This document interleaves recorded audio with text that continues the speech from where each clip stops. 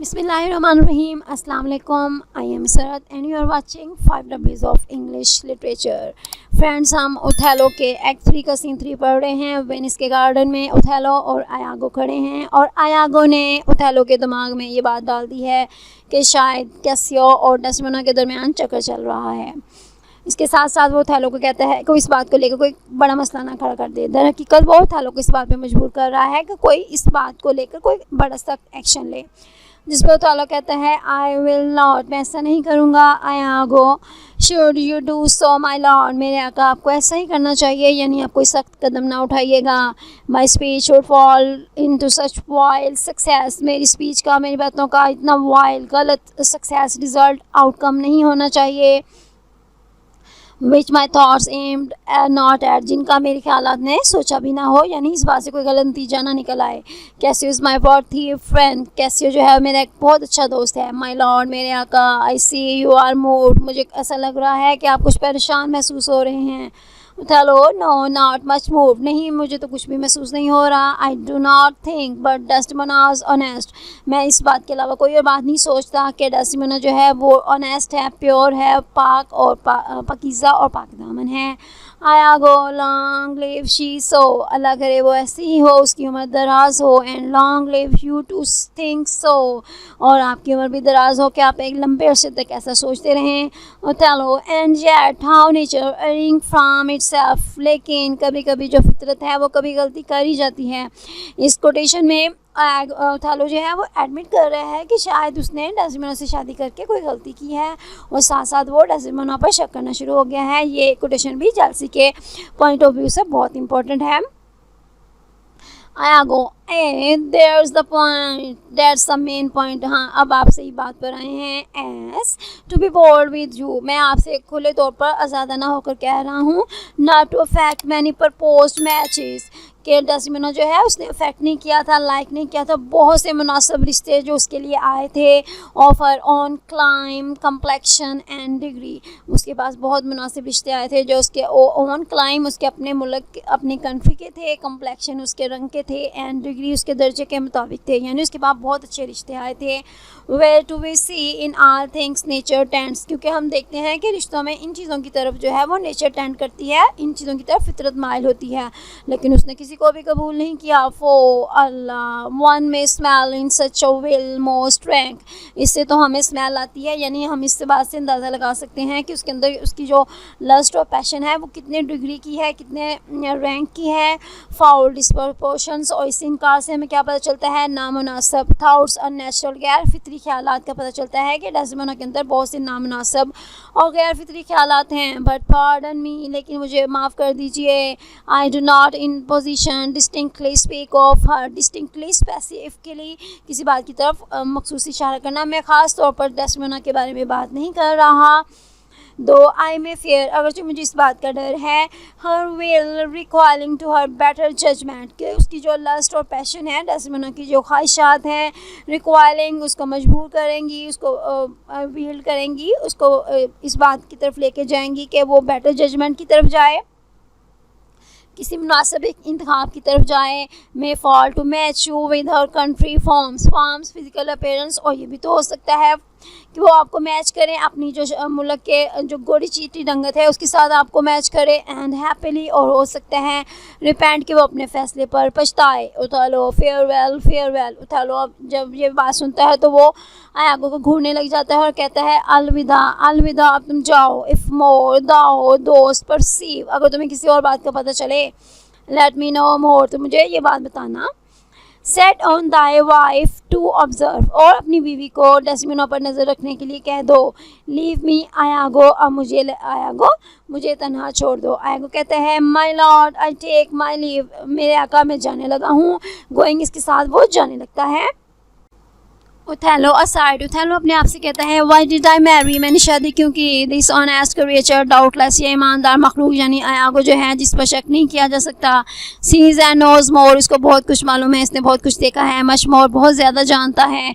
Then he unfold, जितना कुछ उसने मुझे अनफोल्ड किया है, रिवील किया, जितना कुछ जो उसने मुझे दिखाया है उससे बहुत ज़्यादा जानता है। आयागो रिटर्न्स, अब आयागो दोबारा वापस आ जाता है, कहता है माई लॉर्ड मेरे आका, I might treat your honour to scan this thing no further. Scan examine करना, जायज़ा लेना।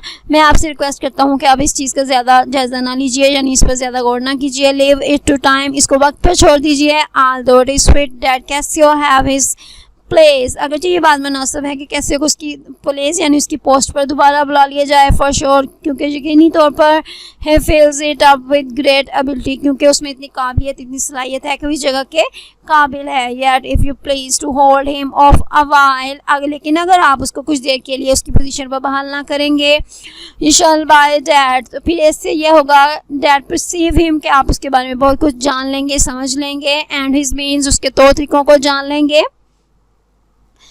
Note if your ladies train his entertainment, इसके साथ साथ आप नोट कीजिए, इस बात पर तवज्जो दीजिए कि आपकी जो बेगम साहबा हैं अगर वो इनकरेज करती हैं कैसियो को एंटरटेन करने पर, यानी उसके दोबारा बुलाने पर बहुत ज़्यादा इनकरेज करती हैं विद एनी स्ट्रॉन्ग, बहुत ज़्यादा मजबूती से, एंड वेहीमेंट और शिद्दत से, इम्पॉर्चुनिटी, इस पर बहुत ज़्यादा इसरार करती हैं। Much will be seen in that, आपको इससे बहुत ज़्यादा बातों का पता चलेगा। इन द मीन टाइम, इस अरसे में आप ऐसा कीजिएगा, let me be thought too busy in my fears, कि आप ये समझिएगा मैं बहुत ज़्यादा ओवर सस्पिशियस हो रहा हूँ, हद से ज़्यादा शक कर रहा हूँ। As verity cause I have to fear I am, क्योंकि ये कॉज ऐसा है कि इससे मुझे डरना चाहिए, मैं इस पर शक करने में जायज़ हूँ। एंड होल्ड हर फ्री, और डेसिमोना को इस अरसे के दौरान आप समझिएगा कि वो फ्री है, गिल्टलेस है, इनोसेंट, मासूम है। आई डू बिसीज योर ऑनर, मैं आपसे आपके रिक्वेस्ट करता हूँ कि आप इस बात पर ज़्यादा तवज्जो न दीजिएगा। तालो कहता है फेयर नॉट माई गवर्नमेंट, मेरे फैसले की वजह से तुम डरो ना कि मैं क्या करूँगा। I once more take my leave, मुझे दोबारा इजाज़त लेनी चाहिए, मैं दोबारा जा रहा हूँ। एग्जिट, और वहाँ से वो चला जाता है। अब ओथेलो अपने आप से कहता है this follows of exceeding honesty, ये आदमी जिसमें ईमानदारी हद से बढ़ी हुई है, एंड नोज ऑल क्वांटिटीज़, उसे हर तरीके का पता है। विद अ लर्न स्पिरिट, वो एक नॉलेज वाला आदमी है। ऑफ ह्यूमन डीलिंग्स, उसे इंसानों के तौर तरीक़ों का पता है। If I do prove her haggard, अगर मुझे पता चल गया कि डेस्मोना बेवफा है, though that her jesses were my dear heartstrings, जैसी स्ट्रैप उस तस्मे को कहते हैं जो कि परिंदों के परों के साथ बांधा जाता है, एंड हार्ट स्ट्रिंग्स, मेरे दिल की डोरी। अब ओथेलो कहते हैं कि अगर मुझे पता चल गया कि डेस्मोना बेवफा है, तो अगर वो एक ऐसा तस्मा होता जिसे मेरे दिल के साथ बांधा गया होता, फिर भी मैं क्या करता, आइड विसल हर ऑफ, तो मैं उसे आज़ाद कर देता, उसे छोड़ देता। And let her down the wind, उसे हवाओं में भेज देता। टू प्रे एट फॉर्चून, कि वो अपनी किस्मत के मुताबिक जिसको चाहे शिकार करे। हैप्पीली, हो सकता है, फॉर आई एम ब्लैक, कि मैं स्याह रंगत का हूँ। And have not those soft parts of conversation, और मेरे अंदर बातें करने की, सोशल डीलिंग्स की वो सॉफ्ट पार्ट्स, वो क्वालिटीज़ नहीं हैं। डेट चैम्बर्स हैव, जो कि उन फैशनेबल मैन में होती हैं जो कि औरतों की महफिलों में आते जाते रहते हैं, शायद मेरे अंदर वो बातों की खूबियाँ नहीं हैं। और for I am declined into the vale of years, vale valley, और ये भी तो हो सकता है कि मैं उम्र में काफ़ी बूढ़ा हो चुका हूँ। या डैट्स नॉट मच, लेकिन ये बहुत काफ़ी नहीं है। शी इज़ गॉन, वो जा चुकी है। आई एम अब्यूज्ड, उसने मुझे धोखा दिया है। एंड माई रिलीफ, और मेरी सुकून जो हो गया है वो यही होगा, मस्ट बी टू लोथ हर, कि मैं उससे नफरत करूँ। ओह कर्स ऑफ मैरिज, शादी पर लानत हो। That we can call this delicate creatures our, कि हम इन नर्म और नाज़ुक मखलूक़ात को अपना कहते हैं। एंड नॉट देयर एपेटाइट्स, उनकी ख्वाहिशात को अपना नहीं कह सकते। I had rather be a toad, काश मैं एक मकरूज सूरत, एक करीज चेहरे वाला इंसान होता। And live upon the vapour of a dungeon, और मैं अपनी ज़िंदगी जेल में गुजारता। Then keep a corner in the thing, इसकी बजाय कि मैं उस चीज़ के लिए अपने दिल में एक जगह रखूँ, आई लव, जिसको मैं प्यार करता हूँ। फॉर अदर्स यूजेस, उसको दूसरे लोग इस्तेमाल करते हैं। That is the plague to great ones, यानी ये बीमारी, ये मुसीबत जो है ये बड़े आदमियों को ही मिलती है।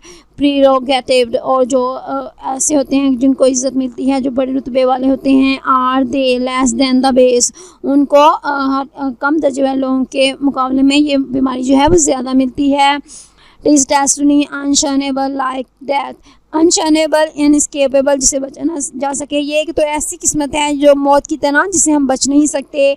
इवन दैन दिस फोर्क्ड प्लेग, क्योंकि ये जो दो सींगों वाली बीमारी है, फोर्क्ड, दो सींगों वाली बीमारी जो है, इज़ फेटेड टू अस, ये हमारी किस्मत में लिख दी जाती है उस वक्त से। When we do quicken receive life, जब हम जिंदा होते हैं, यानी जब हम पैदा होते हैं, तो ये दो सींगों वाली बीमारी, हाँ, उसी वजह से हमारी किस्मत में लिख दी जाती है। ऐसा आदमी जिसको उसकी बीवी जो है वो धोखा देती है, उसको दो सींगों वाले आदमी से तशबीह दी जाती है, इसीलिए शेक्सपियर ने यहाँ पे फोर्थ प्ले का वर्ड यूज़ किया है।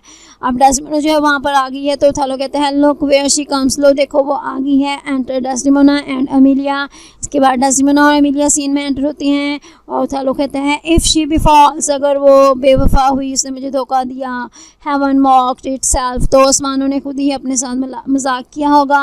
आई नॉट बिलीव इट, मैं इस पर यकीन नहीं करूँगा। नेक्स्ट हम अगले लेक्चर में पढ़ेंगे कि डेस्टिमोना ओथेलो को क्या कहती है। Thanks for watching, take care of yourself, अल्लाह हाफिज़।